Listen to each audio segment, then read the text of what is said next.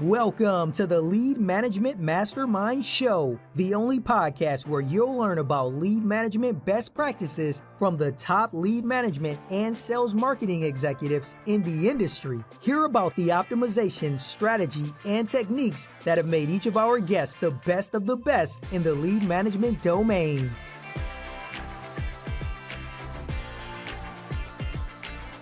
Live from the headquarters of SDP Solutions, here's your host, Scott Payne.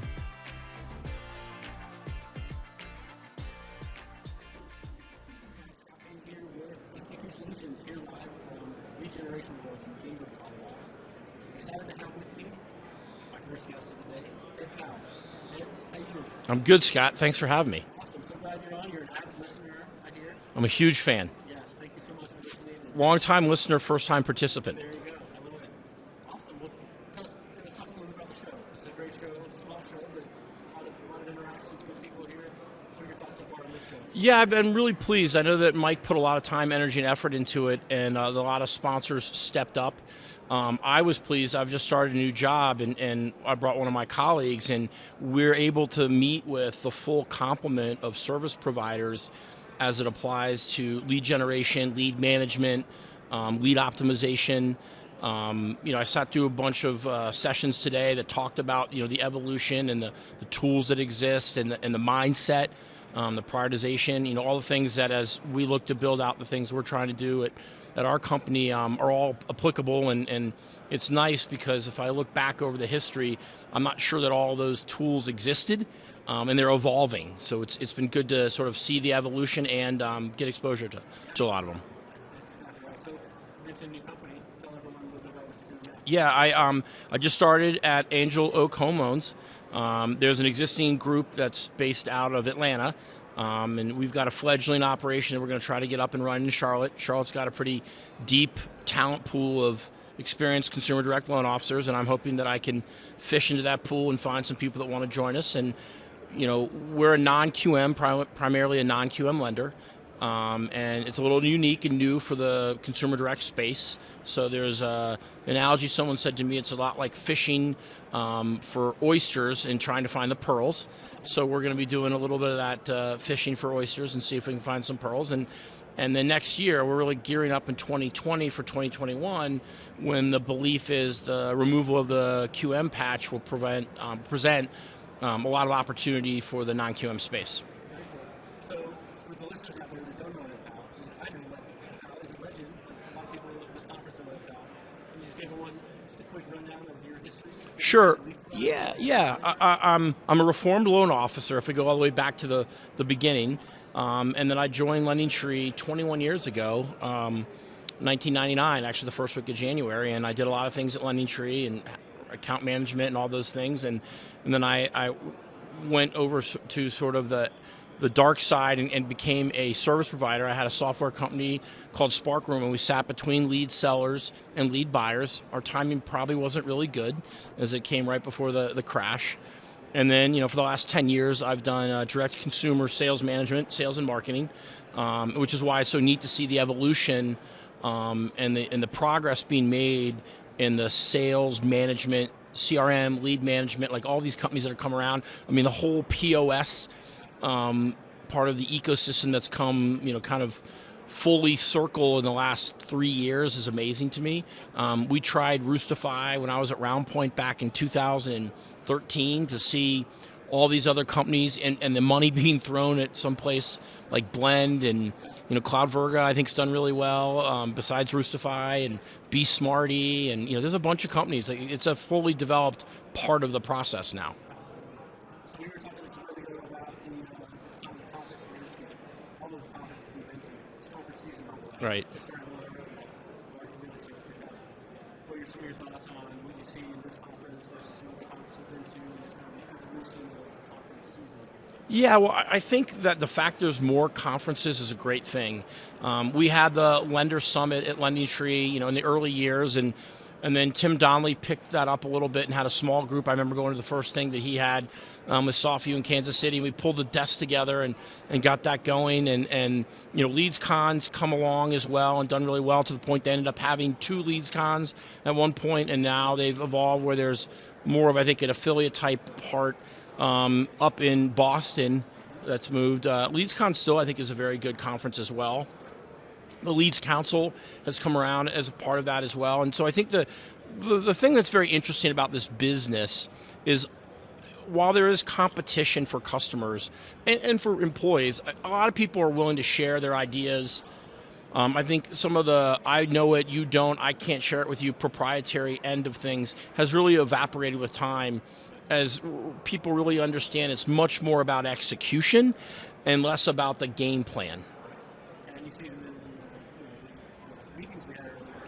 People talk about giving their ideas, stuff that we do, share all the ideas. We see that everywhere. We used to always think, like, if I'm going to give away my secrets, the things that I'm doing, you really find out and it really comes back to you, and then you get the things. Yeah, absolutely. And the execution against it. I mean, whether execution means your staffing, your compensation plan, your prioritization, all those things are really differentiate. And honestly, I have this, I read it somewhere, so I don't want to make like I came up with it. I'm Catholic, and so there's this Catholic where you go anywhere in the world and you can go to a Catholic mass, but they're different there. Right, whether it's a different language, different procedure, and so all these people that are coming up with these ideas, they share them, understanding that they will be customized or personalized, and the execution is on a local level to make it work in their own shop. Cool. So we're talking about lead providers a little bit ago. You've worked with many lead providers over your years. Who are some of your favorite lead providers you've had over the years, but also, just execution, conversion rates, and stuff? Yeah, I mean, I will tell you one thing I think that the industry needs to work on as part of my answer. One of the best lead providers that I've ever worked with, Google's comparison ads product. And partially, every consumer trusts Google. Google would never steer the consumer wrong. And Google would mask the consumer's email and phone number. So as lead buyers tried to contact the customer, they'd go through a ricochet phone number and a ricochet email address, and if you contacted the customer too many times, Google would turn you off. Now, honestly, as a buyer of those leads, the first thing, if your rep could get them on the phone, would get their real phone number and their real email address. I think what's happened now, one of the downsides of some of the progression in the tools and the functionality that people have is that consumers feel like they're bombarded. I think there's an opportunity, and I wrote it my prediction up on the board here, that if some lender or some lead provider can figure out a way to mask or minimize the contacts so the consumers don't feel like they're going to get bombarded when they give out their personal information, I think that's going to be an opportunity for someone to come into this in the future.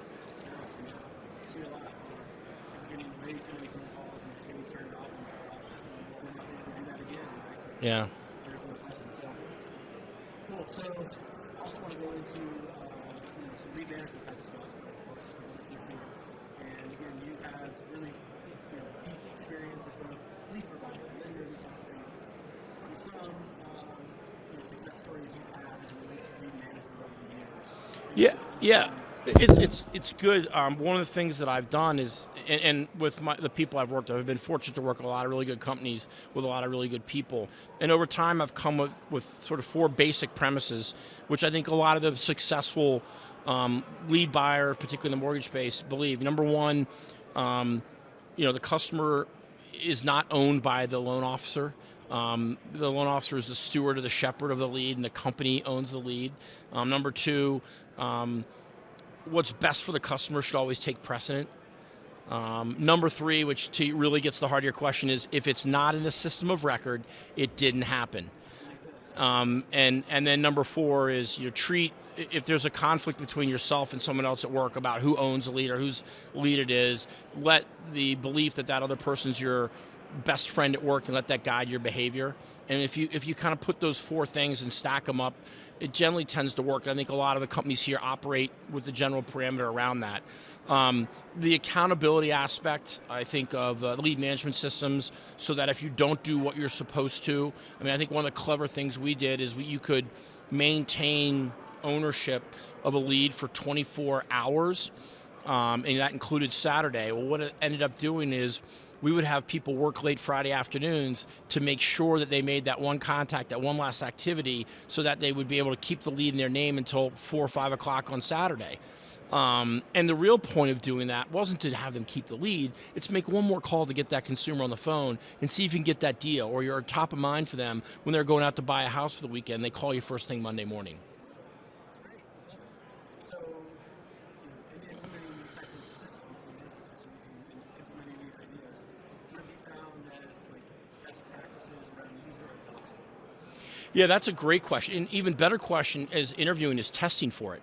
Because one of the things that I've learned is that it's a fairly fluid process as you put your distribution rules and your processes and procedures, and that a lot of change, and I think you talked about in your session, I've always said I don't want to get to 3 monitors, because there's generally one monitor people are working on for lead management, and then there's another that's either in the mortgage space for loan origination, or their email, or the product and pricing engine. So trying to limit that is a big thing. I think that you've got to hire people that can evolve, and the systems are evolving. And again, the other companies now that are associated with the leads has become almost exponential, and being able to handle that is hard, and we've struggled with it. I mean, I think everyone struggles with it, but making sure they all work together and that the loan officer knows what to do, trying to keep their day structured and logical and sequential is a big part of it. So they know what they need to do. I mean, in the same way lead distribution in some of the places I've worked at, I got to get a lot of credit to Bill Deere, who has done a lot of work for me when I worked with him. We got tiers of loans and tiers of loan officers and tiers of leads, tiers of leads, not loans, and then distribution, but we wanted to make it very transparent, let the loan officers know what they need to do to get more of the A leads, but also make sure that a consumer gets a call back fast. So putting those two together, and I think in one of the sessions recently was talking about lead scoring. I think that's a big thing, but I think it's a big thing as long as you can be transparent, honest, and direct about the lead scoring and what you need to do to get more of the Glenn Gary, Glenn Ross leads. We talked about this on some other podcasts, and I think some of lead scoring not just being about the lead scoring that comes into the system, and then using the interaction tools that happen throughout the process. It might not just be leads, it's also maybe further down the funnel, things that are happening on the show, even to be Absolutely. I mean, we've used a service that Volley has where we send surveys out. And if the consumer fills the survey out, that means their engagement level's gone up, and that lead should be back up in the prioritization queue or given a higher score, kind of in the way that you framed it. So in the interview here, we're here at the Lead Generation World Conference in Denver, Colorado. What are some of the cool technologies that are out there you're seeing that are up and coming that speak to your interest, especially starting in your new spot? Well, I think the evolution of texting, SMS, that communication, and the AI that goes with it. So the ability, when chat first came up, you worried about how do you man chat. Well, now there's automated tools so that you can have it and set up, auto set up appointments through chat. I mean, I think there's just a whole lot of functionality, and then also I've got kids in college and they're on their phones constantly, and understanding how the future, home buyers and home borrowers are going to use technology and the tools at their disposal, and making sure that we as a lender and, where I'm going to be, we're putting those tools in place is really interesting. And there's some really developed and really, cutting edge groups here that I've been impressed with. Thanks so much for coming by. No, I'm excited to be on after being a big listener. Going to get it released and have that Kyle's name on there. Can't wait. All right. Glad you were able to join us. Thanks again for your time. Thank you, Scott. I appreciate it. Thank you for joining us on this episode of the Lead Management Masterminds podcast. Today's episode is presented by SDP Solutions, your one-stop shop for all things lead management, strategy, and optimization. Please visit us at www.sdp-solutions.com. If you enjoyed today's episode, be sure to subscribe and leave us a 5-star rating and review on Apple Podcasts or your favorite podcast site.